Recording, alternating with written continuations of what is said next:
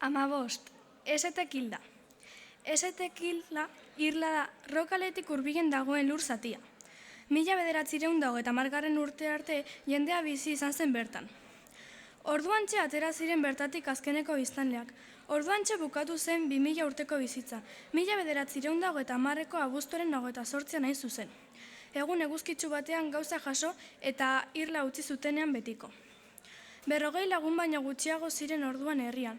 Gazteak alde eginak ziren lur berrien bila, eta jende heldua baino ezen geratzen irlan. Esetek hildako aztarnak baina aintzinakoak dira, neolito garaikoak. 500 urtetan zehar, MacLeod familiarena izan zen irla.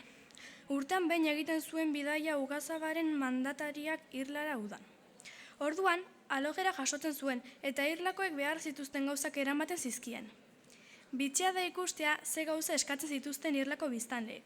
Behiak eta gailuak eskatzen zituzten, baina baita arropa ere. Horietako zerrenda batean agertzen zen nola eskatu zituzten gizonezkoentzako dozena bat boneta.